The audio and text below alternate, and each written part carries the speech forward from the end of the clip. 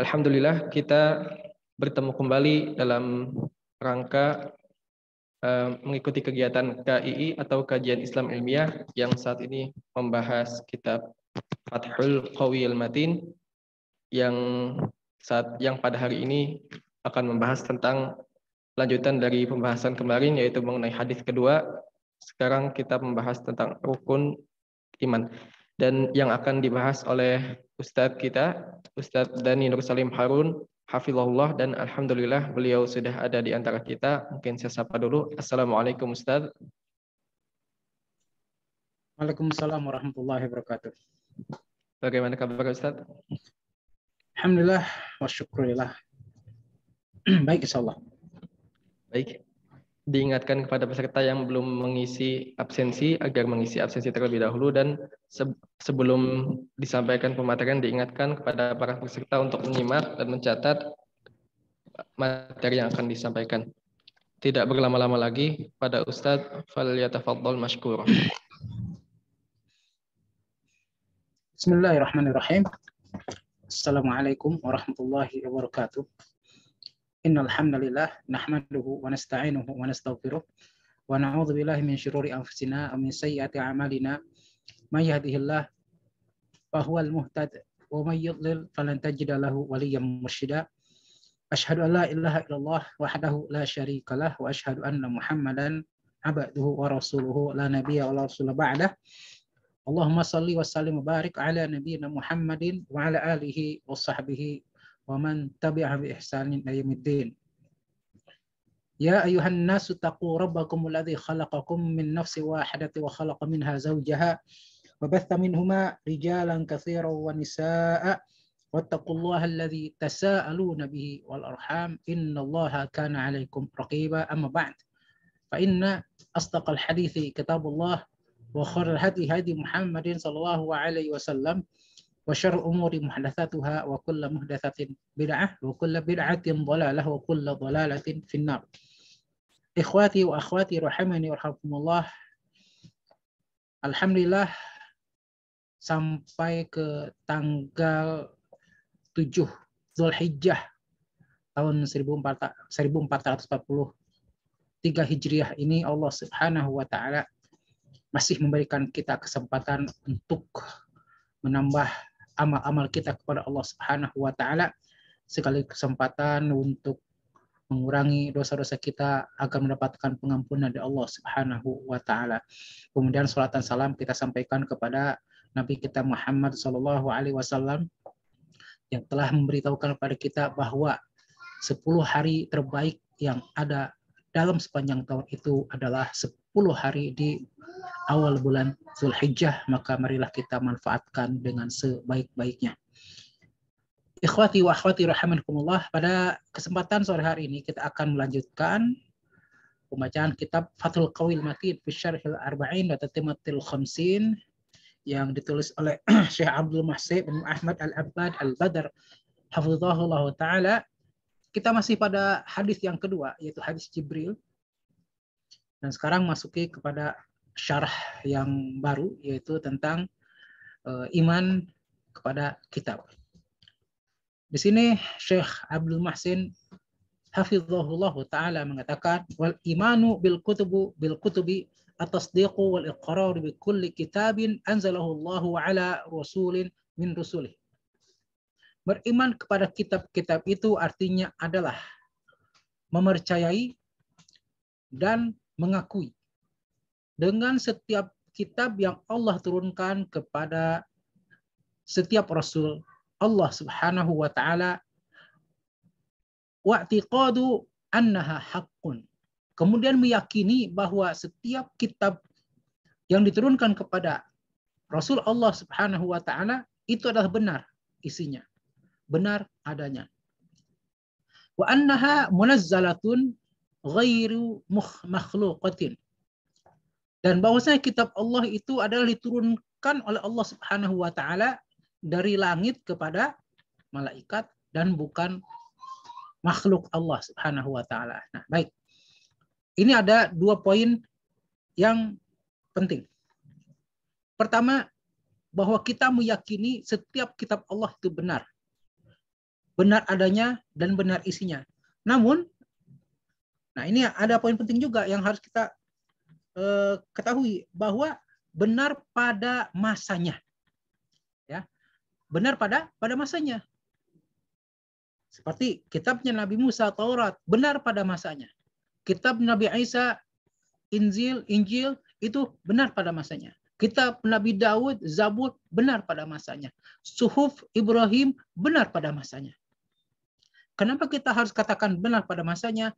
Karena dengan adanya Al-Quranul Karim yang Allah turunkan kepada Nabi kita Muhammad SAW, maka semua kebenaran yang ada dalam kitab tersebut itu sudah tercakup oleh kebenaran Al-Quran, itu pertama. Kedua, dan kita meyakini bahwa kebenaran yang ada dalam Taurat, Injil, Zabur, dan kitab-kitab yang lain itu ada yang sudah hilang dan ada yang sudah diselewengkan. Tidak ada yang murni lagi. Maka kalau ada Taurat pada masa ini, kita tidak boleh meyakini itu Taurat, karena Taurat sekarang sudah diselewengkan. Ada Injil pada sekarang ini, maka kita tidak boleh meyakini itu Injil, karena Injil sudah diselewengkan.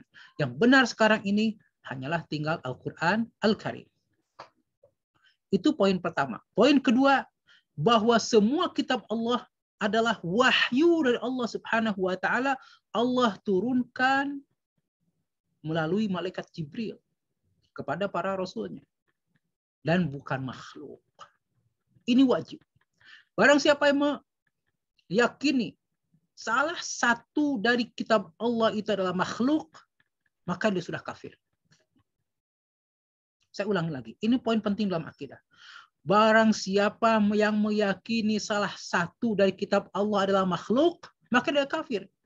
Jadi bukan hanya meyakini Al-Quran ini sebagai kalam Allah. Tidak. Semua kitab yang telah Allah turunkan kepada para nabi semuanya bukan makhluk. Dan itu sebuah rangkaian dari Allah Subhanahu wa taala yang tidak boleh kita kemudian mengatakan ini wahyu Allah, ini makhluk. Tidak. Semua wahyu Allah turunkan dan semuanya bukan makhluk. Kemudian wa annaha mustamilatun ala ma fihi sa'adatu min man unzilat ilaihim.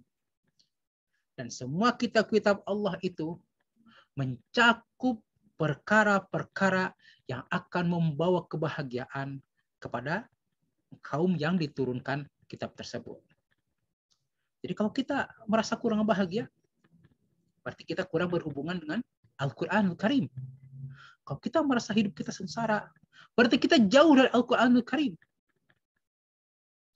Allah Subhanahu wa taala firman, "A'udzubillahi minasyaitonir rajim. Bismillahirrahmanirrahim. Ala bidzikrillahi tatma'innul qulub." Sungguh dengan mengingat Allah, maka hati-hati akan tenang. Dan mengingat Allah yang paling besar adalah dengan membaca Al-Qur'an. Maka kalau orang yang kurang tenang, berarti dia kurang dekat, kurang berinteraksi dengan Al-Qur'an. Wa anna man akhadha biha salima wa dhafara. Barang siapa yang mengambil petunjuk, mengambil pengajaran, mengambil pelajaran dari Al-Quran, dari kitab-kitab Allah, dia akan selamat dan dia akan menang. Kenapa umat Islam sekarang tertindas? Kenapa umat Islam sekarang kalah? Karena ini tidak mengambil pelajaran, tidak mengambil pengajaran, tidak menjadikan Al-Quran sebagai pedoman hidupnya. Dalam ekonomi, contohnya, berperbankan ekonomi barat. Dalam pendidikan, berpedoman pendidikan barat. Dalam hal apapun, berpedoman dengan orang-orang kafir. Meninggalkan Al-Quran. Ya, pada Al-Quran itu tibyanan likulli syai'. Merupakan penjelas terhadap segala sesuatu. Makanya umat Islam kalah karena meninggalkan Al-Quran. Ya. Wa man a'rada anha khaba wa khasir. Barang siapa yang berpaling dari Al-Quran, dia akan kecewa dan dia akan merugi. Ini jelas. Terjadi kita sekarang ini. Mayoritas umat Islam itu berpaling dari Al-Quran. Menganggap Al-Quran sudah tidak relevan. Maka menjadi kalah. Maka kecewa dan merugi. Wa min hadhil kutubi masummiya fil Quran. Di antara kitab-kitab ini ada yang Allah sebutkan namanya dalam Al-Quran. Wa minha ma lam yusamma. Ada juga yang belum tidak disebutkan namanya. Walladzi summiya minha fil Qur'ani at-Tauratu wal Injil waz Zabur wa Suhuf Ibrahim. Di antara kitab-kitab yang Allah sebutkan namanya dalam Al-Quran ada pertama Taurat, kedua Injil, ketiga Zabur, yang keempat suhufnya Nabi Ibrahim dan Musa alaihimussalam. Wa qad jaa dzikru suhuf Ibrahim wa Musa fi mawdhi'aini fil Qur'an, minal Qur'an. Tentang suhuf Ibrahim dan Musa itu disebutkan dalam dua tempat dalam Al-Quran, yaitu dalam surat An-Najm dan surat Al-A'la. Wa Zabur Dawud jaa fil Qur'ani fi mawdhi'aini. Adapun Zaburnya Nabi Daud itu Allah juga sebutkan dalam dua tempat dalam Al-Quran, yaitu dalam surat An-Nisa dan surat Isra. Allah Subhanahu wa ta'ala firman dalam keduanya, Bismillahirrahmanirrahim, wa ataina Dawuda zabura, dan Allah mendatangkan kepada Nabi Daud Zabur. Lihat, ataina, kami datangkan, bukan khalaqana, bukan kami ciptakan. Artinya apa? Al-Quran itu didatangkan, bukan diciptakan, karena dia kalam Allah Subhanahu wa ta'ala. Bukan Al-Quran, Zabur. Ya, Zabur itu didatangkan, sama dengan Al-Quran. Ya, bukan diciptakan. Wa amma Taurat wal Injil faqad jaa dzikruhuma fi katsirin min suwaril Quran. Adapun Taurat dan Injil itu banyak disebutkan di dalam Al-Quran. Ya, wa aktsaruhuma dzikran at-Taurah, tapi yang paling banyak sebutkan dalam Al-Qur'an adalah Taurat. Falam yuzkar fil Qur'ani rasulun mithlu ma dzukira Musa. Dalam Al-Qur'an itu tidak ada satupun seorang rasul yang sering disebutkan seperti Nabi Musa alaihissalam. Walam yuzkar fihi kitabun mithlu ma dzukira kitab Musa, dan juga tidak ada satu kitab Allah yang banyak sebutkan dalam Al-Qur'an seperti Allah banyak menyebutkan kitab Nabi Musa, yaitu Taurat. Jadi kadang-kadang Allah menyebutkan dengan Taurat, kadang-kadang dengan Alkitab, kadang-kadang Al-Furqan, dengan Al-Dhiya, kadang-kadang dengan Al-Dzikru, yang semuanya bertujuan kepada satu, yaitu apa? Kepada Taurat, kitabnya Nabi Musa alaihissalam. Wa mimma yamtazu bihil Qur'anu ala ghairihi min al-kutubis sabiqati kaunuhu al-mu'jizatul khaliyatu wa takaffulullahi bihifdhihi wa salamatihi min at-tahrifi wa nuzuluhu munajjaman mufarraqa.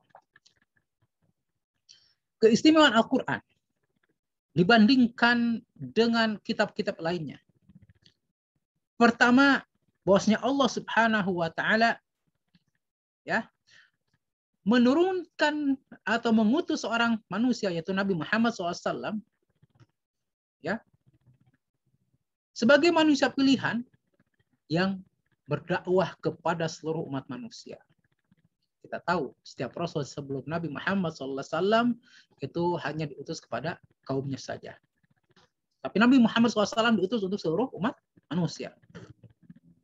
Kemudian yang kedua, bahwasanya Allah Subhanahu wa ta'ala menjadikannya sebagai mukjizat yang abadi sampai hari kiamat nanti. Kemudian Allah Subhanahu wa ta'ala menjamin akan selalu menjaga Al-Quran, akan selalu menyelamatkan Al-Quran dari penyelewengan. Ya, tidak akan ada yang sanggup dan tidak akan berhasil untuk menyelewengkan isi Al-Quran walaupun satu huruf. Walaupun satu huruf tidak akan bisa. Allah akan menjaganya. Dan kemudian keistimewaan yang lain dari Al-Quran adalah Allah menurunkan Al-Quran itu munajjaman. Apa munajjaman? Dengan berkala. Dengan bertahap. Mufarraqan, terpisah-pisah. Kadang-kadang ada pertanyaan, Allah turunkan ayatnya. Ada kejadian, Allah turunkan ayatnya. Akan ada suatu peristiwa, Allah turunkan ayatnya. Berbeda dengan kitab-kitab yang lain yang Allah turunkan langsung plug, satu kitab. Taurat langsung satu kitab. Injil langsung satu kitab. Al-Quran tidak, bertahap. Dan itu salah hikmah, di antara hikmahnya adalah apa? Di antara hikmahnya adalah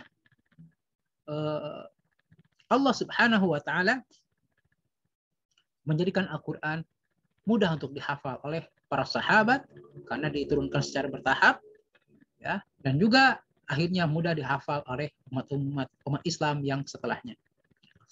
Wal imanu bir rusuli at-tasdiqu wal iqraru bi anna Allah istafa minal bashari rusulan wa anbiya'a yahdunan nasa ilal haqq.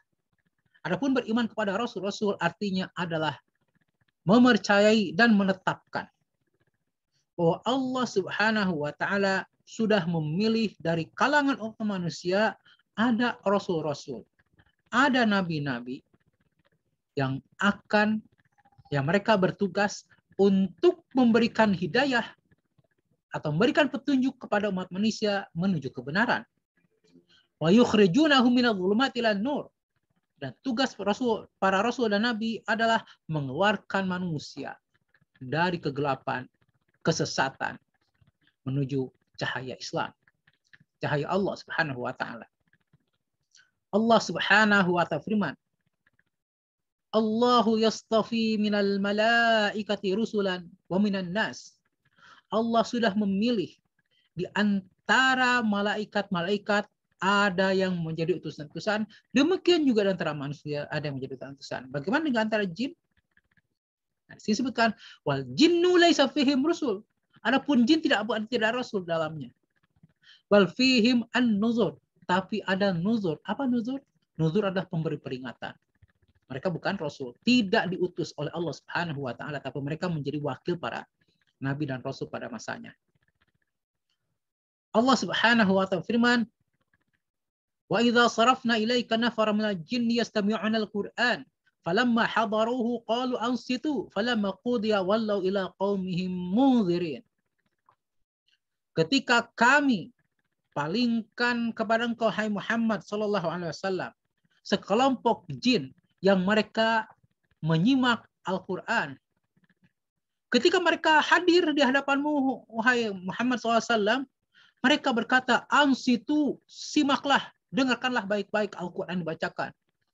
Dan ketika Al-Qur'an sudah dibacakan, mereka kemudian kembali kepada kaumnya munzirin, memberikan peringatan. Nah, itu kemudian maka para ulama menyebutkan di antara para jin itu tidak ada nabi, tidak ada rasul, yang adalah nuzur, pemberi peringatan. Apa peringatan mereka? Qalu ya qaumana inna sami'na kitaban unzila min ba'di Musa musaddiqan lima baina yadayhi yahdi ilal haqqi wa ila tariqin mustaqim. Mereka para nuzur itu berkata, wahai kaum kami, sesungguhnya kami telah mendengarkan satu kitab yang diturunkan setelah Nabi Musa. Yang kitab itu membenarkan apa yang ada di hadapannya. Dan kitab itu memberikan petunjuk kepada kebenaran dan menuju jalan yang lurus. Ya qaumana ajibu da'i Allah wa aminu bih. Wahai kaum kami, ajibu. Penuhilah panggilan Allah Subhanahu wa taala dan berimanlah kepada Allah Subhanahu wa taala. Yaghfir lakum min dzunubikum wa yujirkum min adzabin alim. Niscaya jika kalian memenuhi panggilan Allah Subhanahu wa taala, Allah akan mengampuni dosa-dosa kalian dan akan menyelamatkan kalian dari siksa yang pedih. Wa man la yujib da'i Allahi falaysa bimu'jizin fil ard wa laysa lahu min dunihi awliya. Barang siapa yang tidak mau memenuhi panggilan Allah Subhanahu wa taala, maka sungguhnya dia tidak punya kuasaan apapun di muka bumi dan dia tidak akan mempunyai pelindung selain Allah Subhanahu wa taala. Ulaika fi dhalalin mubin. Mereka itu orang-orang yang berada dalam kesesatan yang nyata. Falam yadhkuru rasulan minhum. Tidak disebutkan sama sekali dalam ayat tadi itu salah seorang rasul di antara kaum jin, tidak ada sama sekali. Wala kutuban unzilat alaihim, juga tidak disebutkan adanya kitab-kitab yang diturunkan kepada kaum jin. Wa innama dzakarul kitabiyina kitabaini al-munzalaini ala Musa wa Muhammad alaihi wassalatu wassalam. Tapi hanya disebutkan apa? Dua kitab yang diturunkan kepada Nabi Musa dan Nabi Muhammad alaihi wassalatu wassalam. Walam ya'ti dzikrul injilu ma'annahu munazzalun min ba'di Musa. Dan juga disebutkan tentang Injil, padahal Injil itu disebutkan setelah Nabi Musa, ya kan? Dari Taurat, Injil dan Al-Qur'an. Bahkan ada apa? Ada Zabur, karena Zabur juga setelah apa? Setelah Nabi Musa. Wa dzalika anna katsiran min al-ahkam allati fil Injil qad ja'at fi Taurah. Kenapa tadi disebutkan? Karena sebagian besar dari hukum-hukum yang ada dalam Injil itu sudah sebutkan dalam Taurat. Ibnu Katsir rahimahullah dalam tafsir ayat ini mengatakan Walam yadhkuru Isa li'anna Isa alaihi salam unzila alaihi al-Injil fihi mawa'idun wa tarqiqatun wa qalil min tahlil wa tahrim. Tidak sebutkan Isa dalam apa namanya? Para jin yang menjadi nuzur tadi tidak menyebutkan Nabi Isa. Kenapa? Karena Isa ya diturunkan bersamanya Injil. Dalam Injil itu terdapat nasihat-nasihat, ada apa namanya tarqiqat, itu hal-hal yang untuk melembutkan hati. Dan hanya sedikit di dalam Injil disebutkan masalah halal dan haram. Dan wa fil haqiqah kal mutammim li syariati Taurah. Jadi hakikatnya Injil itu merupakan penyempurna dari syariatnya Taurat. Wal umdatu hiya Taurah, dan yang menjadi menjadi sandaran utama bagi Bani Israel itu adalah Taurat. Adapun Injil itu bisa diibaratkan adalah nasihat-nasihat dan penyempurnanya saja. Oleh karena itu dikatakan unzila min ba'di Musa. Diturunkan setelah Nabi Musa. Harusnya kan setelah Nabi Musa itu adalah siapa? Nabi Isa. Tapi kemudian kenapa disebutkan adalah apa namanya? Nabi Muhammad SAW, karena tadi itu, ya. Karena Injil itu hanyalah penyempurna dari Taurat. Wa rusuluhum mukallafuna bi iblagi syara'i unzilat ilaihim. Para rasul itu diberikan tugas untuk menyampaikan ajaran-ajaran Allah yang diturunkan kepada mereka. Sebagaimana Allah Subhanahu wa taala firman, laqad arsalna rusulana bil bayyinati wa anzalna ma'ahumul kitaba wal mizan.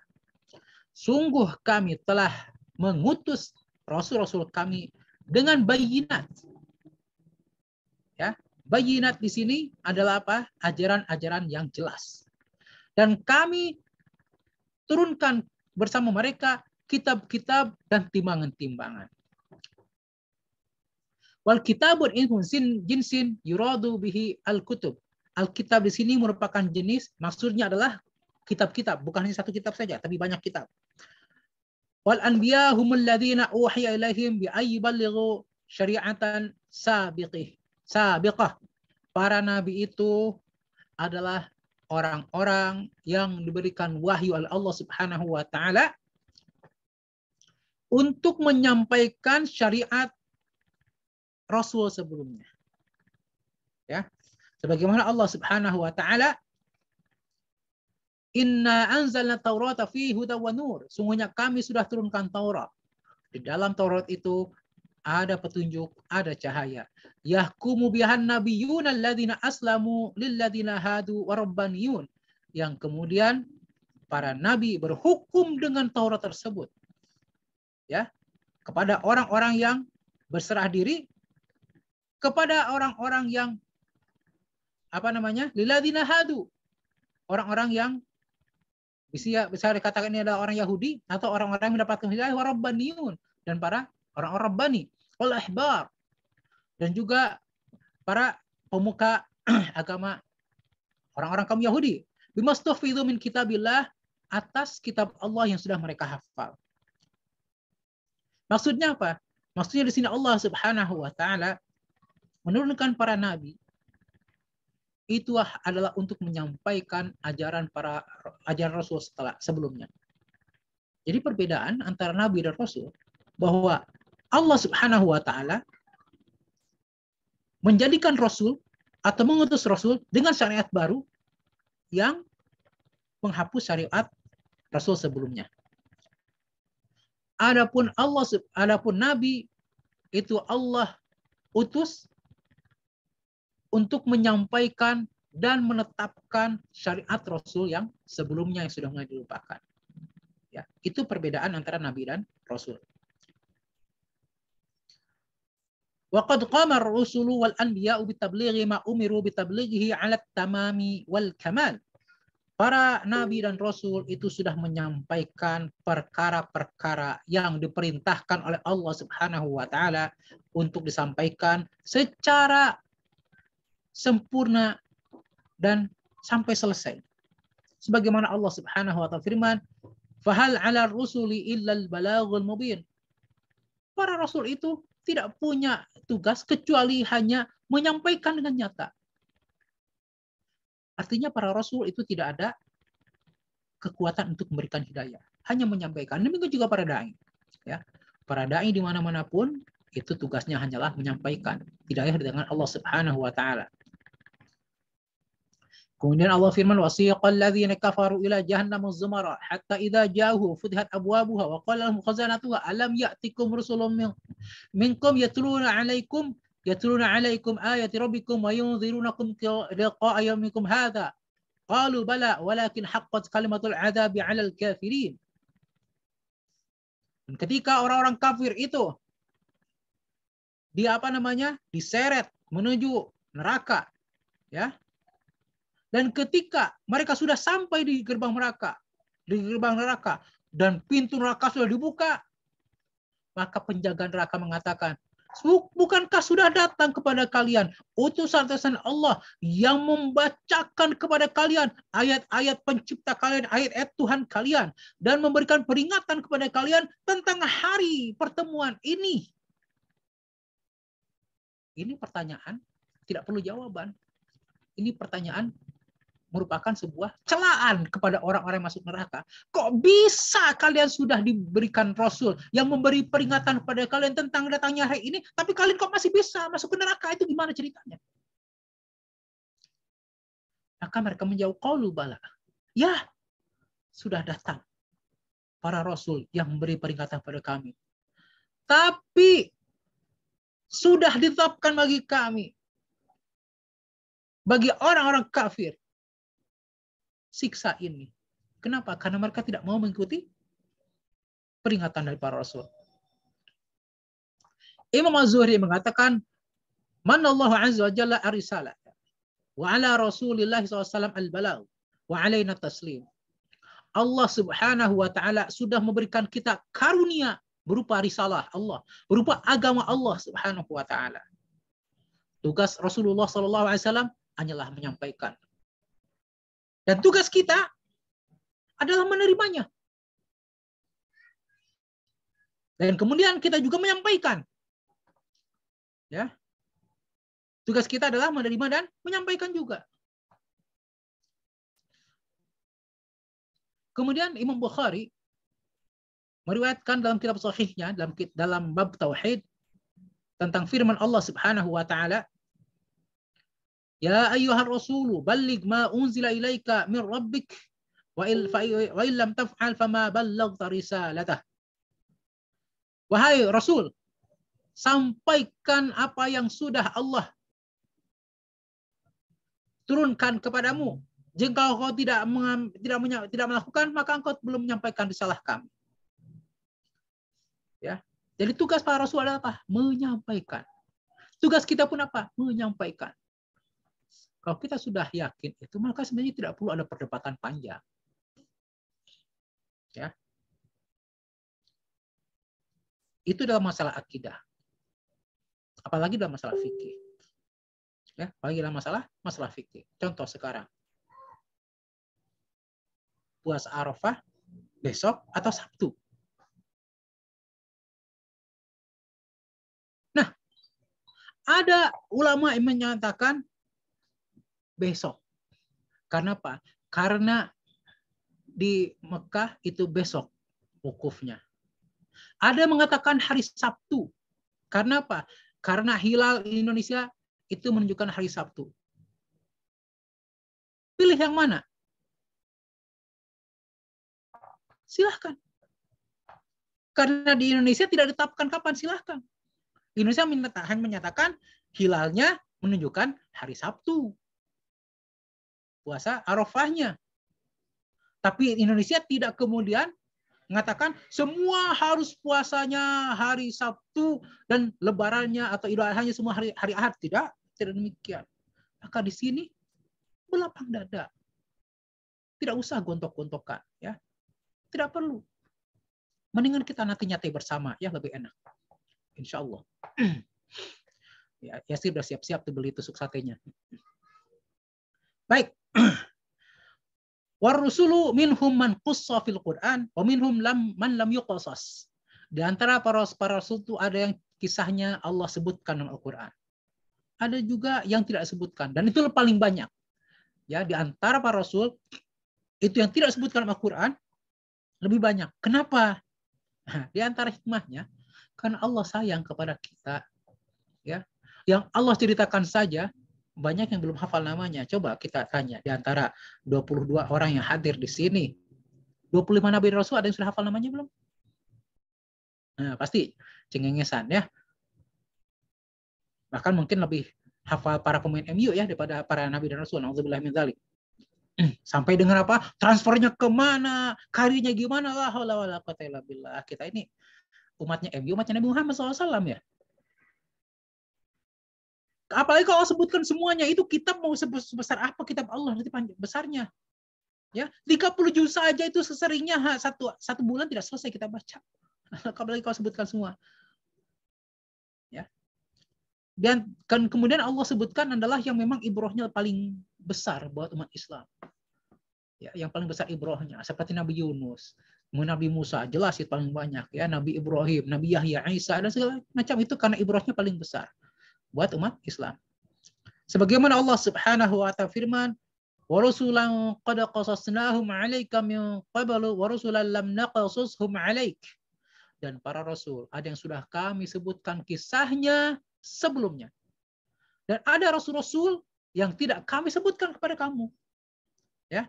Kemudian firman Allah, "Walaqad arsalna rusulan min qablika minhum man qasasna 'alaika minhum lam naqsus 'alaik." Dan sudah kami utus para rasul sebelummu wahai Muhammad sallallahu alaihi wasallam. Di antara mereka ada yang kami ceritakan kepada kamu kisahnya, dan di antara mereka ada yang tidak kami ceritakan kepadamu. Walladzina qussu fil Qur'ani 25. Yang Allah sebutkan kisahnya ada 25 nabi dan rasul. Wa minhum 18 ja'a dzikruhum fi suratul An'am. Nah, dari 25 itu 18 diantaranya Allah sebutkan dalam surat Al-An'am. Lihat, kita lihat baca dalam surat Al-An'amnya. Ya. Wa tilkal hujjatuna atainaha Ibrahim ala qaumi. Dan itulah argumen kami yang kami datangkan kepada Ibrahim atas kaumnya. Satu, Nabi Ibrahim. Narfa'u darajatin man nasya inna rabbaka hakimun alim. Kami angkat derajat orang-orang yang kami kehendaki. Sungguhnya Rabb kamu itu maha bijaksana lagi maha mengetahui. Wa wahabna lahu Ishaq wa Yaqub. Kemudian kami berikan anugerah kepada Ibrahim, Ishak dan Yakub. 3. Kullan hadaina. Semua kami berikan hidayah. Wa Nuhan hadaina min qabl. Kemudian Nabi Nuh kami berikan hidayah sebelumnya. 4. Wa min dzurriyyatihi. Kemudian di antara keturunannya, keturunan Nabi Ibrahim ada siapa? Dawud. 5. Sulaiman. 6. Kemudian Ayub. 7. Yusuf. 8. Musa. 9. Harun. 10. Wa kadzalika najzil muhsinin. Dan demikianlah kami berikan pahala kepada orang-orang yang berbuat baik. Wa Zakaria 11. Wa Yahya 12. Wa Isa 13. Wa Ilyas berapa? 14. Kullu minas sholihin. Mereka semua orang soleh. Wa Ismail 14. Wal Yasa 16. Wa Yunus 17. Wa Lut 18. Wa kullan faddalna 'alal alamin. Dan semua nabi itu kami utamakan di atas orang-orang yang lain. Wa sab'atul baqun. Adapun 7 nabi lain, yaitu siapa? Adam, Idris, Hud, Saleh, Shu'aib, Zulkifli, dan Muhammad sallallahu alaihi wasallam. Itu Allah sebutkan juga di dalam ayat-ayat yang lain. Kemudian wal imanu bil yaumil akhir at-tasdiqu wal iqrar bi kulli ma ja'a fil kitabi was sunnati an kulli ma yakunu ba'dal maut. Adapun beriman kepada hari akhir adalah mempercayai dan menetapkan dengan segala perkara yang dibawakan oleh Al-Quran dan Sunnah tentang semua yang terjadi setelah kematian. Jadi ikhwati fillah, hari akhir itu bukan dimulai dari hari kiamat, itu kiamat kubro. Tapi dimulai dengan kematian seorang, itu hari akhir sudah. Ya, ketika seorang sudah mati, itu dia sudah menemui hari akhir. Wa qad ja'alallahu ad-dawra darain. Allah sudah menjadikan ada dua negeri, darud dunya wa darul akhirah.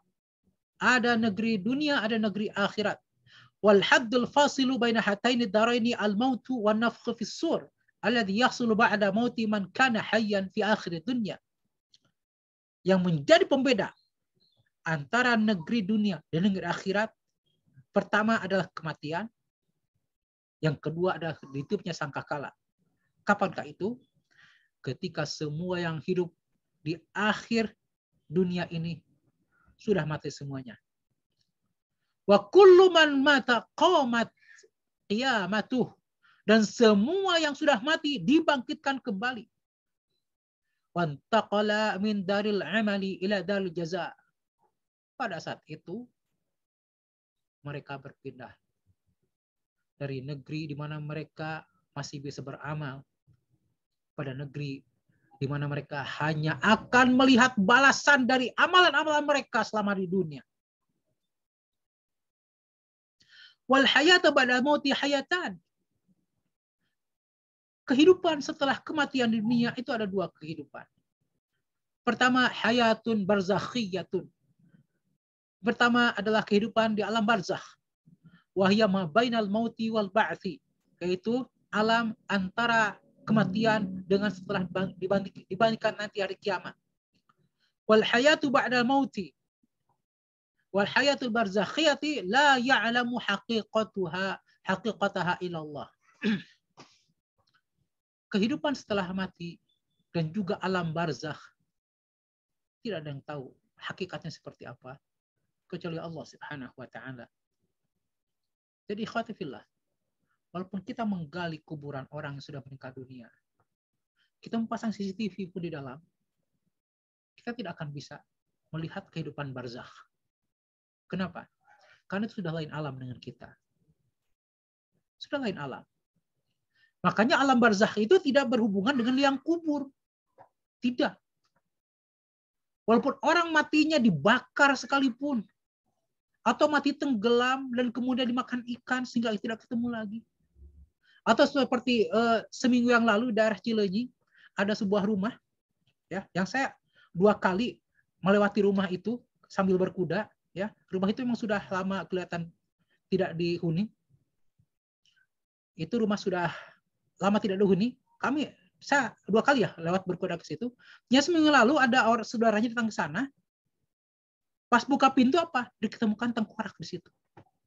Tengkorak saudaranya yang kemudian meninggal sudah sekitar 2 tahun yang lalu. Ya. Apakah yang seperti itu tidak mengalami hayat barzakhiyah? Tetap mengalami hayat barzakhiyah. Kenapa? Karena itu adalah lain alam. Ya. Ya subhanallah ya. Selama saya lewat situ saya tidak tahu di situ ada mayat yang sudah lama terletak di situ. Saya kira rumah itu sudah kosong karena sudah subhanallah ya. La haula wa quwwata illa billah. Tetap ya, hai barzakhiyah itu tidak ada yang tahu kecuali Allah Subhanahu wa taala hakikatnya seperti apa. Ya. Wa hiya tabi'atul hayya ba'dal maut. Kehidupan atau alam barzakh itu masih termasuk kepada kehidupan setelah mati. Li'anna fi kulli minhuma ajaza wal a'mal. Kenapa? Baik dalam alam barzakh ataupun nanti di akhirat nanti setelah kiamat itu semua ada balasan terhadap amal-amal. Ya. Banyak hadis-hadis yang menyebutkan tentang bagaimana ada orang yang naudzubillah min dzalik, yang dihimpit oleh tanah sehingga apa? Sehingga tulang-tulang terusuknya bersilang.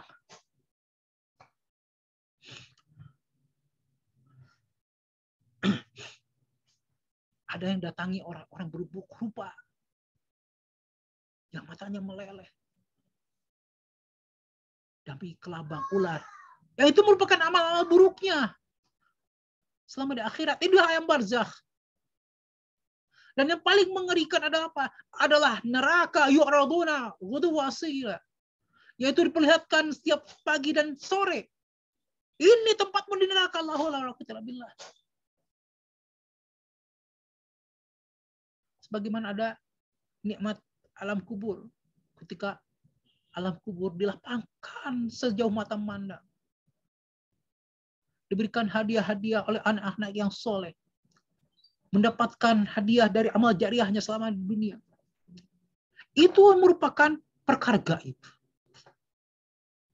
Tidak terjadi dalam liang kubur, tapi dalam alam yang lain. Wa ahlus sa'adati mun'imuna fil quburi bina'imil jannah. Orang yang bahagia, mereka mendapatkan nikmat dari alam kubur mereka dengan kenikmatan surga. Wa ahlus syaqawati mu'adzabuna fiha bi'adzabin nar. Adapun orang-orang yang sengsara, mereka disiksa di alam kubur tersebut dengan siksa neraka. Na'udzubillah, tsumma na'udzubillah. ويدخل في الإيمان باليوم الآخر الإيمان بالبعث والحشر والشفاعة والحوض والحساب والميزان والصراط والجنة والنار وغير ذلك مما جاء في الكتاب والسنة. Beriman kepada hari akhir. Itu termasuknya iman kepada hari kebangkitan. Beriman kepada hari dikumpulkannya di padang mahsyar. Beriman tentang adanya syafaat dari Nabi SAW. Beriman tentang adanya haud, adanya danau Nabi SAW, yang semua umat Nabi Muhammad SAW bisa minum di situ kecuali mereka yang melakukan bid'ah. Adanya perhitungan dari Allah Subhanahu wa taala bahwasanya Allah Subhanahu wa taala akan mendatangkan manusia satu persatu di hadapannya, dipertanyakan Allah Subhanahu wa taala tanpa ada penerjemah, tanpa ada perantara. Adanya timbangan yang akan diberatkan, akan diringankan oleh Allah Subhanahu wa taala amalannya. Adanya sirat, adanya surga dan neraka dan semua yang berhubungan dengan hari kiamat sebagaimana dalam Al-Qur'an dan Al-Qur'an Sunnah. Kemudian yang terakhir tentang iman yang rukun iman ke-6 adalah wal iman bil qadari. Ini merupakan perkara yang sulit, ya, beriman kepada qadar. Al-imanu bi anna Allah qaddara kullama huwa kainun ila yaumil qiyamah. Bahwasanya Allah Subhanahu wa taala sudah menakdirkan semua yang akan terjadi sampai hari kiamat.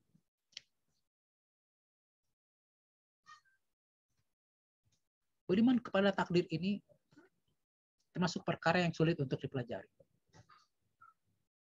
Bisa satu semester itu belajar tentang qada dan qadar saja. Dan lebih sulit dari itu adalah mengimaninya dan mengamalkannya. Contoh. Suatu saat kita sedang mengendarai kendaraan. Sudah hati-hati. Sesuai standar SOP. Ikut rambu-rambu lalu lintas. Tiba-tiba kita ditabrak oleh orang yang sembrono. Apa yang kita yakini pada saat itu?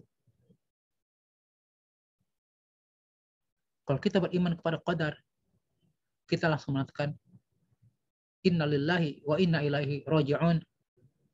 Qaddarallah wa ma syafa'an. Ya, Allah sudah menakdirkan dan apa yang Allah kehendaki akan terjadi. Atau tingkatan lebih tinggi akan mengatakan apa? Alhamdulillah ala kulli hal. Segala puji bagi Allah atas segala perkara. Bayangkan, dapat musibah kita malah memuji Allah. Itu tingkatan tertinggi itu. Dan sulit. Kenapa? Yakin. Allah sudah menakdirkan apapun yang terjadi di alam semesta ini 50.000 tahun sebelum penciptaan langit dan bumi. Berarti sebelum adanya malaikat, ya. Sebelum ada iblis, ya. Jauh sebelum ada Nabi Adam alaihissalam. Sudah Allah takdirkan. Dan beriman kepada qadar ini ada 4 tingkatan. Pertama, ilmu Allahi azalan bikulli ma huwa kain. Bahwa ilmu Allah itu azali.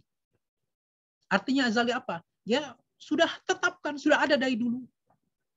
Tentang apa yang akan terjadi. Ya. Allah tahu siapa jodohnya Yasir. Siapa jodohnya Narisa? Siapa jodohnya Naufal? Ya, Allah tahu. Akan berapakah istrinya Yasir? Apakah 3 atau 4? Allah sudah tahu. Ya. Berapakah anaknya Naufal? Apakah selusin apa 3 lusin? Allah sudah tahu. Itu tingkatan pertama. Kemudian tingkatan kedua, wa kitabatuhul maqadiri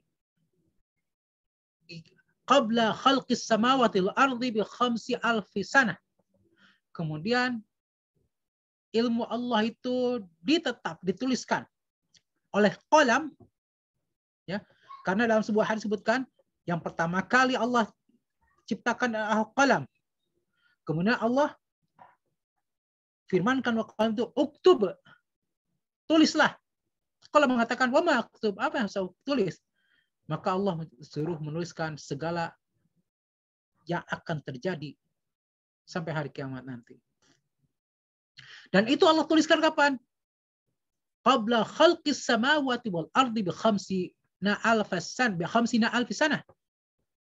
Sebelum penciptaan langit dan bumi 50.000 tahun. 50.000 tahun sebelum penciptaan langit dan bumi. Ya. Termasuk kita sekarang ini. Kita belajar sekarang ini. Sudah Allah tetapkan 50.000 tahun sebelum penciptaan langit dan bumi. Kemudian yang ketiga, wa masyiatuhu kullun muqaddar. Kehendak Allah itu semuanya ditakdirkan. Kemudian tingkatan keempat, wa khalqullahi wa ijaduhu likulli ma qaddarahu tabaqan lima alimahu wa katabahu wa sya'ahu. Yang Allah ciptakan dan Allah jadikan ada atas apa yang Allah takdirkan itu sesuai dengan yang Allah ketahui dan Allah tuliskan dan Allah kehendaki. Ini pasti masih bingung memahaminya. Dan saya juga tidak bisa menerangkan lebih jelas di sini karena apa? Karena ada ya di buku di depan saya. Tulisan Syekhul Islam Ibnu Taimiyah tentang Al-Qadha wal Qadar 300 halaman. Ya. Yang itu kalau dipelajari itu 1 semester tidak cukup. Ya, tapi yang jelas bahwasanya apa? Kita yakini saja apa yang terjadi adalah takdir Allah. Dan apakah takdir Allah bisa berubah? Ada yang bisa berubah. Dengan apa? Dengan doa. Makanya di antara para ulama ada mengatakan setiap hari itu di langit itu terjadi apa? Terjadi pergumulan. Antara apa? Antara ya qadha dari Allah Subhanahu wa taala yang akan turun ke muka bumi dengan apa? Dengan doa yang bertentangan dengannya. Mana yang akan menang? Yang menang itu jadi takdir. Qadha adalah apa yang Allah tetapkan, ketika terjadi jadilah takdir. Nah, kita bisa ya merubah takdir kita yang sudah Allah qadhakan dengan apa? Dengan doa. Bisa bukan berarti pasti, tidak, ya. Belum tentu tidak pasti, tapi bisa. Karena apa? Doa kita belum tentu Allah kabulkan sesuai dengan yang kita minta. Contohnya apa? Contohnya ya, Yasir berdoa ingin punya istri, Allah tidak kabulkan. Jadinya punya istri-istri, ya, seperti itu. Contohnya. Jangan halu tapi. Kemudian fayajibul iman bi hadhil maratib wa i'tiqadi anna kulla syai'in sya'ahu Allahu labudda min wujudihi. Kita wajib beriman dengan 4 tingkatan qadar ini, ya. Dan kita wajib meyakini bahwa semua yang Allah kehendaki pasti terjadi. Ya, semua yang kehendaki pasti terjadi. Nah, ini ingat ya, ikhwati wa akhwati rahimakumullah, bahwa kehendak Allah itu berbeda dengan ridha Allah. Ini harus kita pahamkan. Dukun-dukun kan sering mengatakan, ini semua terjadi dengan kehendak Allah. Benar? Benar. Betul. Tapi apakah Allah ridha? Itu pertanyaan yang berat. Tidak semua yang Allah ridhai itu Allah kehendaki, dan tidak semua Allah kehendaki itu Allah ridhoi. Tidak ada hubungannya sama sekali. Kenapa? Karena kehendak Allah berhubungan dengan kejadian sesuatu, ridho Allah berhubungan dengan apa? Apakah Allah menyukainya atau tidak? Contoh. Apakah Allah ridho kalau Abu Jahal itu masuk Islam? Ridho. Tapi Allah berkehendak tidak? Tidak. Kenapa? Abu Jahalnya tidak mau. Maka Allah takdirkan dia tetap kafir sampai mati. Dan Allah tidak meridhoinya. Ya. Seperti itu. Tapi ada yang Allah ridhoi, yang Allah ridhoi, Allah kehendaki seperti apa? Seperti ya kita, alhamdulillah Allah meridhoi kita untuk tetap beragama Islam, untuk mempelajari hadis Nabi, dan Allah menghendakinya. Maka bersyukurlah kepada Allah Subhanahu wa taala agar Allah terus menambahkan. Ya, bersyukur bisa hadir di sini, bersyukur bisa mempelajari ini. Kenapa? Banyak manusia yang tidak bisa melaksanakannya. Wa anna kulla syai'in lam yasha'hu Allahu la yumkinu wujuduhu. Dan semua hal yang tidak Allah kehendaki tidak mungkin akan terjadi. Ya, contohnya, kadang nanti ya kalau sudah menikah ya, pingin anak laki-laki. Allah tidak menghendaki jadinya anak perempuan. Oh, kalau begitu Ustaz, LGBT juga kehendak Allah. Ya, dia tidak ingin jadi laki-laki. Tapi dia jadi laki-laki hanya jadi banci. Oh tidak, LGBT bukan itu. Walaupun Allah berkehendak, tapi itu pilihan dia. Allah tidak ridho. Ya, Allah tidak mungkin menjadikan jiwa perempuan dalam tubuh laki-laki. Tidak akan terjadi. Itu adalah penyimpangan. Tidak akan pernah terjadi. Itu menyimpang dari fitrah. Sebagaimana Allah tidak akan mungkin menjadikan adanya jiwa perempuan, jiwa laki-laki dalam tubuh perempuan. Tidak akan terjadi. Itu penyimpangan. Itu was-was dari setan. Yang harus diperangi. Dan harus disembuhkan. Ya. Tidak normal seperti itu. Tidak normal. Ya. Allah menciptakan Adam dan Hawa, bukan Adam dan Asep. Ya. Tidak menciptakan laki-laki dan pria, laki-laki dan perempuan. Ya. La haula wala quwwata billah. Dan inilah sabda Rasulullah SAW, wa'lam annama asabaka lam lakun li khiyukhti'ak. Ketahuilah apa yang menimpa kamu itu tidak akan salah sasaran. Ya. Kita kecelakaan. Itu bukan salah sasaran. Bukan kebetulan, tapi Allah sudah takdirkan. Ya. Kemudian, wa ma akhta'aka lam yusibak. Jika tidak mengenaimu, berarti memang bukan apa? Bukan bagian kamu. Mungkin apalagi sekarang kalau kita lihat di media sosial ya, banyak kecelakaan yang orang dengan ajaibnya bisa selamat. Itu karena apa? Allah belum menakdirkan dia celaka. Allah belum menakdirkan dia untuk mati. Dan itu nanti ada penjelasan dalam hadis yang ke-19. Entah kapan kita masuk ke situ ya. Kemudian selanjutnya dalam matan hadis tersebut, fa akhbirni al ihsan qala an ta'budallaha ka'annaka tarahu fa illam yakun tarahu fa illam takun tarahu fa innahu yarak. Beritahukan aku, kata Jibril alaihissalam kepada Nabi Muhammad SAW, apa itu ihsan? Maka Nabi Muhammad SAW menjawab, engkau beribadah kepada Allah seakan-akan engkau melihatnya. Tapi jika engkau tidak mampu untuk melihatnya, ketahuilah bahwasanya dia melihatmu. Al-ihsanu ala darajat. Ihsan itu merupakan derajat tertinggi dalam beragama. Ya, terendah Islam.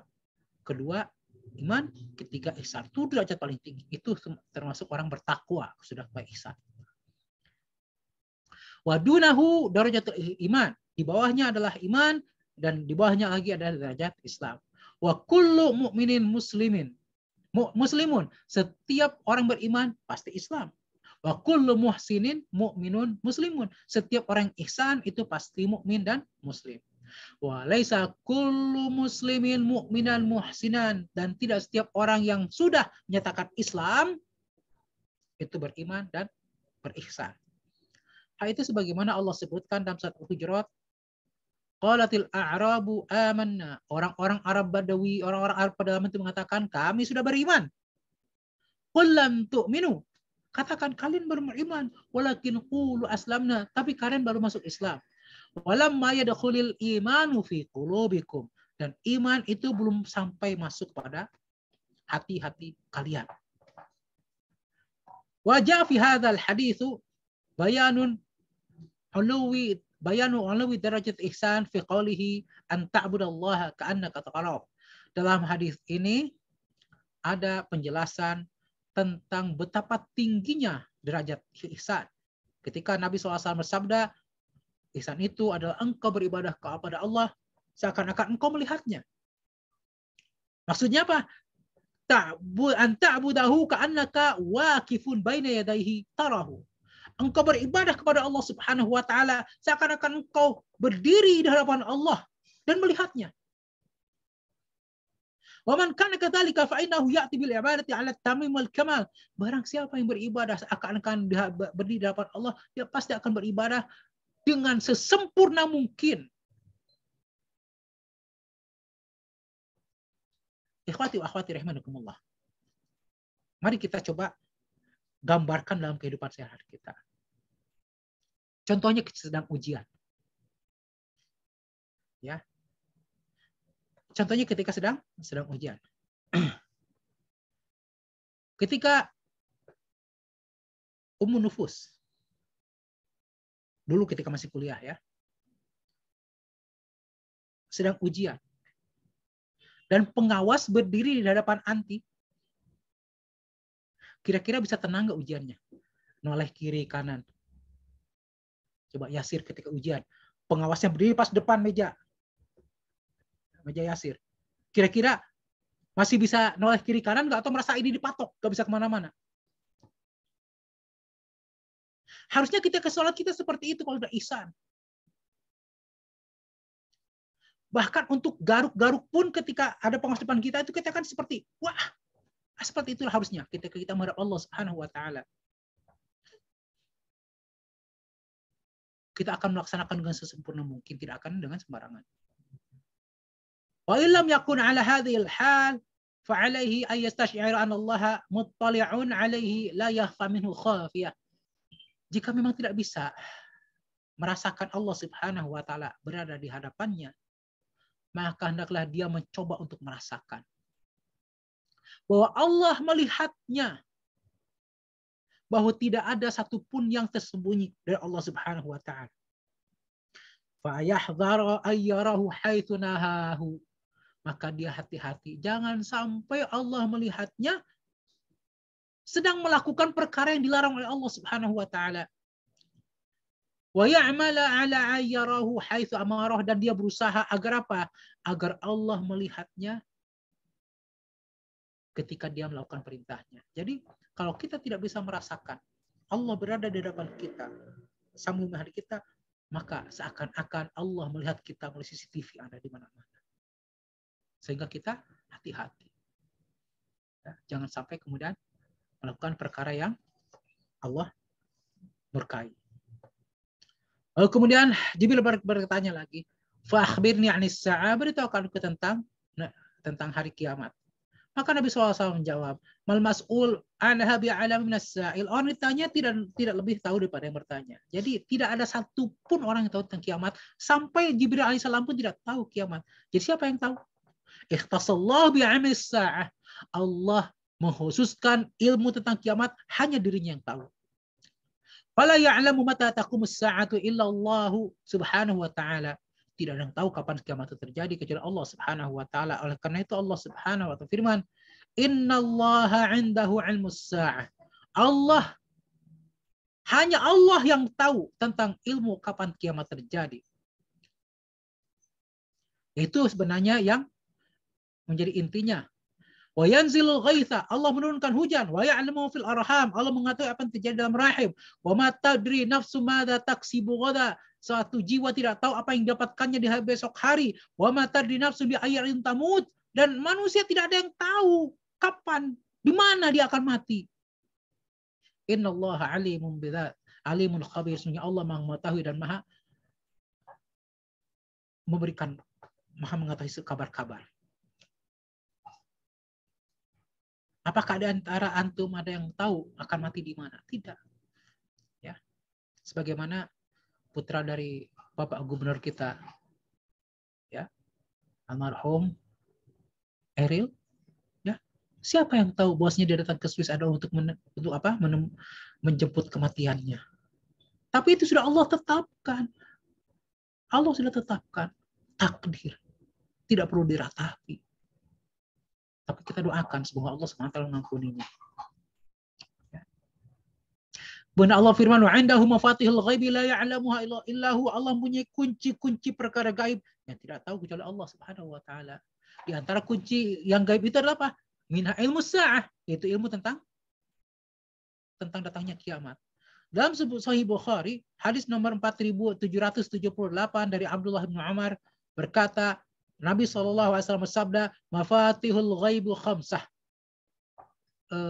Kunci-kunci perkara gaib itu ada 5. Kemudian Nabi mengatakan, innallaha 'indahu ilmu sa'ah. Allah yang mengetahui ilmu tentang kiamat.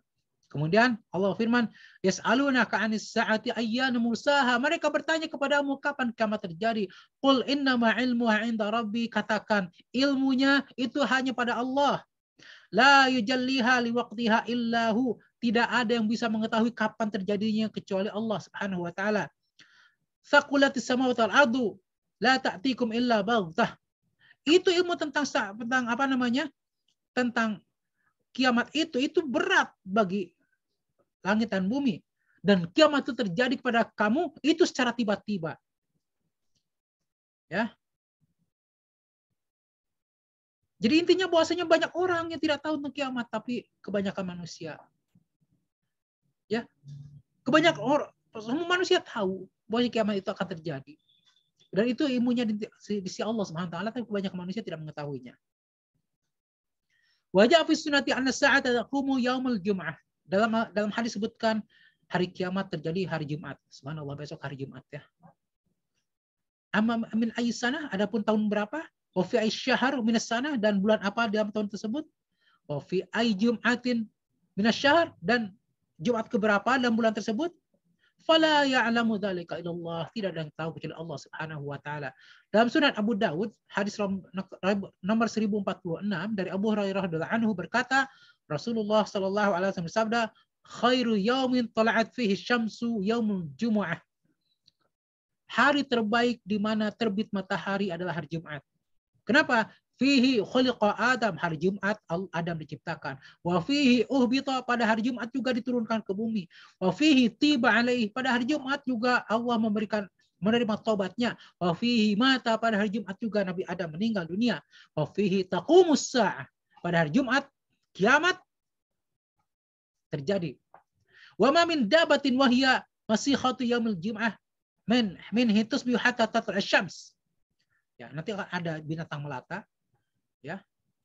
Ketika hari kiamat akan datang, itu datang pada hari Jumat juga sampai matahari terbit. Syafaqan minas sa'ah illal jin wal ins. Ya. Wa huwa haditsun sahih rijaluhu rijal kutub sittah ilal qani fa alam yukhrij lahu Ibnu Majah. Jadi sini ada hadis sahih yang menyatakan bahwasanya hari kiamat terjadi pada hari Jumat. Kemudian ketika Rasulullah SAW mengatakan, orang yang ditanya tidak tahu dengan yang tidak lebih tahu daripada yang bertanya. Ma'nahu annal khalqa la ya'lamuna mata taqum. Bahwasanya makhluk tidak ada satupun yang tahu kapan terjadinya hari kiamat. Wa anna ayyu sa'ilin wa ayya mas'ulin sa'un fi adami ilmi biha. Bahwasanya yang bertanya, yang ditanya sama-sama tidak tahu kapan kiamat terjadi. Kemudian Jibril berkata lagi, fa akhbirni an amaratiha, beritahukan kepadaku tentang ciri-ciri kiamat. Ini tentu bukan semua ciri-ciri ya, tapi di antara ciri-ciri kiamat datang. Antalidal amatu rabbataha, ketika seorang budak perempuan melahirkan majikannya. Wa antaral hufatal uratal atar ya'asyati yatatawal fil bunyan, ketika engkau melihat orang-orang yang bertelanjang kaki, orang-orang yang tidak berpakaian, ya, yang mereka itu para penggembala kambing berlomba-lomba untuk membangun bangunan-bangunan yang tinggi. Amaratuha ala malamatuha wa alamatu sa'atan qasimil qismain. Ciri-ciri kiamat terbagi menjadi dua. Pertama, alamatu qaribatin min qiyamiha. Ciri-ciri kiamat itu sudah dekat datangnya seperti apa? Seperti keluarnya matahari dari sebelah barat, keluarnya Dajjal, keluarnya Ya'juj dan Ma'juj. Ya'juj Ma'juj belum keluar belum. Ya. Kemudian turunnya Nabi Isa alaihi salatu wassalam minas sama, dari langit. Kemudian yang kedua adalah tanda-tanda yang jauh dari kiamat. Di antaranya adalah dua ciri-ciri yang tadi. Itu apa? Ketika seorang budak perempuan melahirkan majikannya, itu sudah terjadi sekarang. Di antaranya apa? Di antaranya anak-anak yang durhaka kepada orang tuanya. Nauzubillah. Di sini wa antal dal amatu rabbataha, ketika seorang budak perempuan melahirkan majikannya. Fusiro, ini ditafsirkan bi annahu isyaratun ila qatatil futuhat wa qatatis sabi.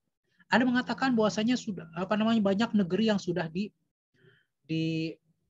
dibebaskan atau ditaklukkan oleh umat Islam, dan kemudian banyak yang ditawan.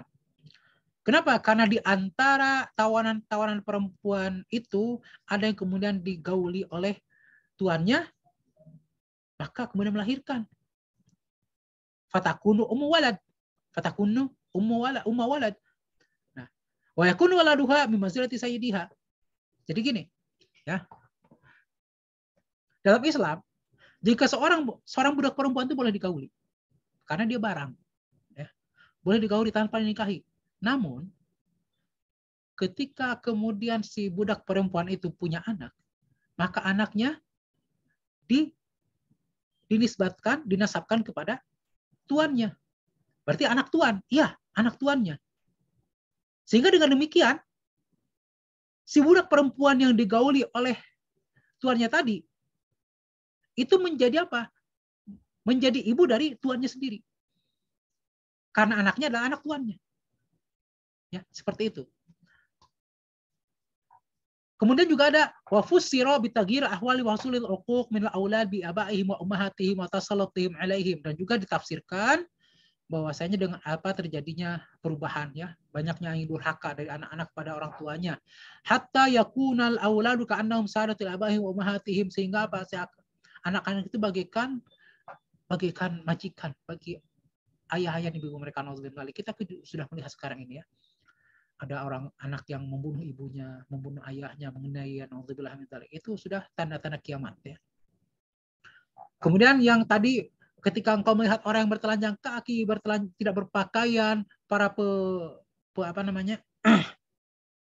penggembala kambing yang berlomba-lomba membuat bangunan tinggi, itu artinya apa? Annal fuqara alladzina yar'auna al-ghanama la yajiduna ma yaktasuna bihi tataghayyar ahwaluhum taqiluna ila subnal mudun wa yatawala fihi bunyan wa hatanil amatani qad waqa'ata. Jadi orang-orang yang dulunya itu orang-orang yang miskin, mereka itu hanya menggembala kambing, itu ternyata sudah berubah menjadi orang yang mapan, membangun bangunan tinggi. Itu sudah terjadi sekarang, ya. Lihat bagaimana negara Arab membangun tower-tower, membangun bangunan tinggi di Dubai, di Arab Saudi, dimanapun. Dulunya mereka apa? Penggembala kambing, nomaden, ya, hidupnya berpindah-pindah. Sekarang apa? Mereka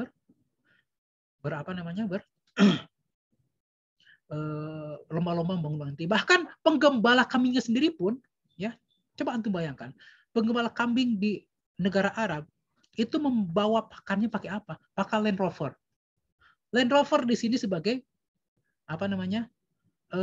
barang mewah. Di sana buat membawa pakan kambing. Pakan kambing bawa pakai Land Rover. Bahkan ada yang bawa pakan kambing pakai Ferrari. Bayangkan. Nangis orang Indonesia lihatnya. Menunjukkan apa? Menunjukkan harta buat mereka tidak berguna. Ya, sudahlah, nikmati saja. Subhanallah. Kemudian ya, kemudian anak tersebut pergi, lalu kemudian terdiam sejenak. Nabi kemudian bertanya, "Hai Umar, engkau tahu siapa yang bertanya?" Maka Umar berkata, "Allah dan Rasulnya lebih tahu." Maka Nabi SAW menjawab, "Sungguhnya itu adalah Jibril, datang kepada kalian untuk mengajarkan kalian agama kalian." Ma'ana malian zamanan. Malian itu artinya satu masa. Faqad akhbara Nabi sallallahu alaihi wasallam ashabahu an nisa'ili bi annahu Jibril aqbal intilaqihi. Jadi Nabi sallallahu alaihi wasallam memberitahukan bahwa yang bertanya itu adalah Jibril setelah yang bertanya tadi pergi. Namun juga ada riwayat bahwasanya Nabi sallallahu alaihi wasallam memberitahukan kepada Umar setelah 3 hari. Jadi 3 hari kemudian baru memberitahukan. Itu juga tidak bertentangan ya. Kenapa?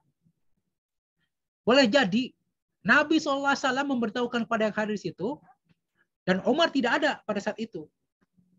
Kenapa? Karena mungkin waktu itu Umar bin Khattab sudah pergi. Dan kemudian Nabi SAW baru memberitahukan kepada Umar 3 hari kemudian. Ya. Intinya bahwasanya Nabi SAW memberitahukan bahwasanya yang datang itu adalah Jibril. Kapan? Setelah Jibril pergi. Tidak saat itu. Kenapa? Karena boleh jadi kalau Nabi SAW memberitahukan pada malaikat, pada para sahabat saat itu adalah Jibril, bisa bubar para sahabat, ketakutan. Ya, karena apa? Karena malaikat jarang datang kecuali membawa perkara besar seperti apa? Azab. Baik, faidah dari hadis ini kita selesaikan sekarang. Pertama, an-nasaila kama yas'alu lit-ta'allumi faqad yas'alu lit-ta'lim. Ini penting. Orang bertanya, sebagaimana dia bertanya itu untuk belajar, kadang-kadang bertanya untuk mengajarkan. Wa yas'alu man 'indahu 'ilmun bi syai'in min ajli ayasma'al hadiru al-jawaba. Jadi dia bertanya kepada orang berilmu agar orang yang hadir di situ mendengarkan jawabannya. Dia sudah tahu jawabannya, tapi orang belum tentu yang di situ tahu, maka dia bertanya agar orang tahu juga. Kemudian annal malaikata tahawalu an khilqatiha wa ta'ti bi ashkal adamiyyin. Wa laysa fi hadha dalil ala jawaz tamthil alladhi istahara fi hadha zaman fa innahu min al-kadhib wa ma hasal Jibril fa huwa bi idnillahi wa qudratihi. Bahwa malaikat itu bisa berubah bentuk ya. Dan berubah bentuk menjadi bentuk manusia. Namun itu bukan dalil bahwasanya ada orang mengatakan, ini malaikat datang, ya. Tidak seperti itu. Karena malaikat berubah bentuk itu berdasarkan perintah dan izin Allah Subhanahu wa taala, tidak berubah dengan sendirinya. Ya, tidak ada mengatakan ini malaikat sedang menyamar jadi Yasir. Atau ini malaikat sedang sedang menyamar jadi Zahra. Ini malaikat sedang menyamar jadi Naufal. Tidak ada seperti itu. Jadi apakah ada sekarang malaikat yang berwujud manusia? Kemungkinan tidak. Wallahu alam, kita tidak pernah tahu. Ya, tidak pernah tahu. Dan tidak boleh memastikan.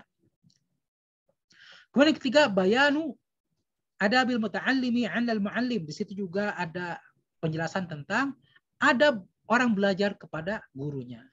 Ini ada, ya. Kemudian keempat, annahu 'inda ijtimal Islam iman yufasirul Islam bil umuril zahira wal iman bil umuril batinah. Nah, ketika kata iman bersanding dengan kata Islam dalam satu perkataan, maka Islam itu merupakan perkara-perkara yang zahir, iman merupakan perkara-perkara yang batin. Yang kelima, al-bid'u bil ahammi fal aham. Kalau kita berbicara dimulai dengan cara yang paling penting kemudian yang penting. Kenapa? Karena Nabi SAW ketika menafsirkan Islam dimulai dengan kedua kalimat syahadat. Karena itu yang penting. Orang masuk Islam dengan syahadat. Dan kemudian ketika mau memulai iman, dimulai dengan beriman kepada Allah. Karena itu adalah merupakan pokoknya. Yang lainnya adalah turunannya. Sadisan ke-6, anna arkanal Islam khamsah wa anna usulal iman sittah. Rukun Islam itu ada 5. Dan dasar iman ada 6. Itu wajib tahu semua. Yang tidak tahu, mengerikan hidupnya di dunia dan akhirat. 7, anak iman bi usul iman sittati min jumlatil iman bil ghaib. Bahwa beriman kepada dasar iman yang 6 itu semuanya masuk kepada beriman kepada yang gaib. Kenapa? Karena 6 rukun iman tadi itu semuanya gaib. Kemudian yang ke-8, anna tafawut bainal Islam wal iman wal ihsan. Bayanu tafawuti bainal Islam wal iman wal ihsan. Bahwasanya ada perbedaan antara iman dan ihsan, perbedaan tingkatan. Ke-9, bayanu uluwi darajat Islam juga ihsan. Di situ juga diterangkan tentang tingginya derajat ihsan. Yang ke-10, anna ilma sa'ati mimma sta'tharallahu bi'ilmih. Bahwa tentang hari kiamat itu termasuk ilmu yang hanya Allah yang tahu. Ke-11, bayanu syai'in min amartis sa'ah. Di dalam hadis tersebut juga diterangkan tentang sebagian dari tanda-tanda kiamat. Dan yang terakhir, qaulul mas'ul lima la ya'lam Allahu a'lam. Nah, ini penting, adab. Adab itu apa? Kalau tidak tahu, jawablah Allahu a'lam, jangan sok tahu. Sekarang ini di era medsos itu suka orang yang ditanya siapa yang jawab siapa. Kopas lagi. Udah gitu nggak paham ini kopas lah. Udah itu berantem. Sama-sama kopas berantem. Sama-sama nggak paham ini kopas berantem. Padahal kalau tanya wallahu a'lam selesai. Nggak tahu gitu kan. Makanya Imam Malik rahimahullah mengatakan man qala la adri faqad afta. Barang siapa mengatakan aku tidak tahu, dia sudah berfatwa. Apa fatwanya? Aku tidak tahu. Ya sudah selesai. Atau wallahu a'lam, ya, seperti itu. Jangan malu mengatakan tidak tahu. Bahkan Imam Malik juga mengatakan la adri nisful ilmi, ya, atau kama qala. Jadi mengatakan aku tidak tahu itu setengahnya ilmu. Kenapa? Kalau sudah mengakui tidak tahu pasti akan belajar. Tapi kalau tidak ngaku tidak tahu, itu pasti malas lagi belajar. Itu sudah jahil murakkab. Na'udzubillah min dzalik. Wallahu ta'ala alam. Alhamdulillah selesai untuk hadis kedua dan silahkan untuk pertanyaan. Jazakallahu khairan Ustaz atas materi yang disampaikan. Kita akan masuk ke sesi pertanyaannya. Untuk yang ingin bertanya bisa mengirimkan pertanyaan ke PJ pertanyaan dan sudah ada beberapa pertanyaan yang masuk. Ada pertanyaan pertama. Bismillah, ahsanallahu ilaik. Izin bertanya Ustadz, apakah Nabi Harun juga seorang Rasul? Bismillah, walhamdulillah, wassalatu wassalamu rasulullah, ba'd. Apakah Nabi Harun seorang Rasul? Kalau lihat dari zahirnya, beliau adalah Nabi. Karena apa? Karena beliau adalah membawa syariatnya Nabi Musa. Ya, yang diberikan kitab, diberikan syariat adalah apa? Adalah Nabi Musa, bukan Nabi Harun. Ya, adapun Nabi Harun adalah seorang nabi, bukan seorang rasul. Dia tidak membawa risalah yang berbeda dengan Musa. Tidak, beliau hanya menguatkan risalah Nabi Musa. Maka beliau termasuk nabi, bukan termasuk pada rasul. Wallahu taala a'lam. Baik. Jazakallahu khairan. Pertanyaan berikutnya, bismillah, izin bertanya Ustadz, apa perbedaan orang yang bertakwa dan orang yang beriman yang sering disebutkan dalam Al-Qur'an? Jazakumullahu khairan. Bismillah, alhamdulillah, wassalatu wassalamu rasulullah, ba'd. Perbedaan beriman dan bertakwa itu antara umum dan khusus. Seorang bertakwa pasti beriman kepada Allah dan beriman, ya. Tapi orang beriman belum tentu bertakwa. Karena apa? Kalau bertakwa itu sudah sampai pada derajat ihsan. Ya, orang bertakwa sudah sampai pada derajat ihsan. Nah, mungkin di situ sudah paham, ya. Sama dengan perbedaan antara muslim dan mukmin. Nah, seperti itu. Setiap mukmin pasti muslim, tidak setiap muslim adalah mukmin. Itu antara umum dan khusus. Wallahu a'lam. Baik, jazakallahu khairan dan jazakallahu khairan juga kepada yang telah bertanya dan sudah tidak ada pertanyaan lagi yang masuk. Baik, kita akan langsung masuk ke sesi kuis. Untuk yang ingin menjawab, untuk yang ikhwan bisa raise hand kemudian on mic, dan untuk yang akhwat menjawabnya di kolom chat. Kepada Ustadz, pertanyaannya dipersilahkan. Baik. Bismillah, alhamdulillah. Pertanyaan pertama untuk ikhwan. Ya. Apa yang membedakan Al-Quran dengan kitab-kitab yang sebelumnya? Apa yang membedakan Al-Quran dengan kitab-kitab yang sebelumnya. Itu untuk ikhwan. Kemudian yang kedua, pertanyaan untuk akhwat,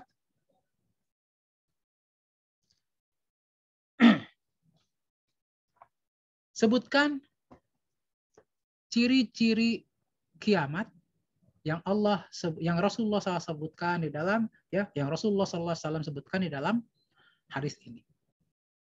Insyaallah mudah ya. Tadi pertanyaan pertama apa tuh? Apa yang membedakan Al-Quran dengan kitab lain? Ya. Keistimewaan Al-Quran.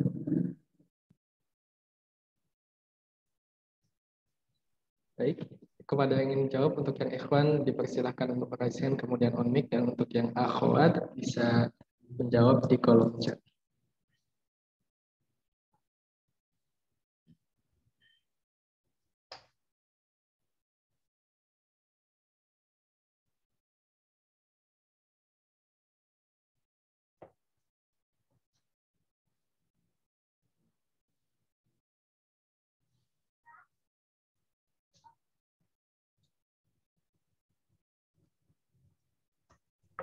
Ada jawaban Ustaz untuk yang akhwat di kolom chat?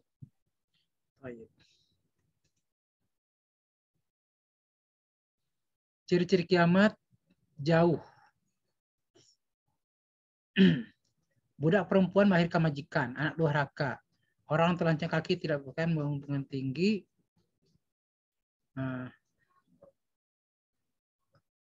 Ya, secara literal memang seperti itu ya, literalnya. Ciri kiamat sudah dekat, dajjal.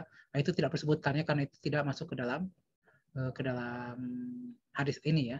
Yang hadis ini hanya dua tadi, yaitu anak durhaka dan kemudian ada perubahan ekonomi di negara-negara Timur Tengah.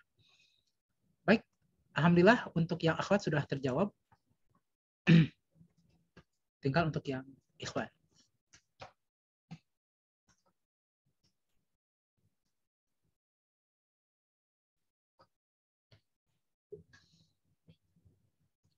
Ya.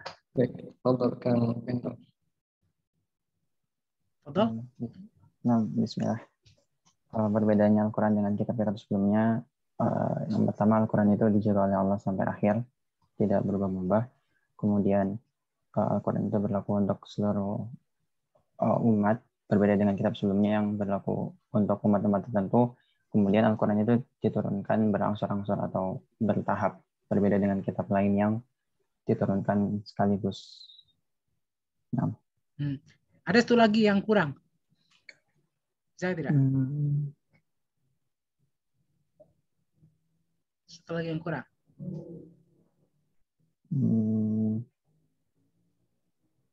Apa ya? Bahwa Al-Quran adalah mukjizat hingga akhir zaman. Ya. Itu yang pertama justru ya. Al-Quran itu mukjizat hingga akhir zaman. Baik, tapi secara umum sudah benar. Barakallahu fiik. Barakallahu fiik. Baik, jazakallahu khairan, Masya Allah, pada yang sudah menjawab ya.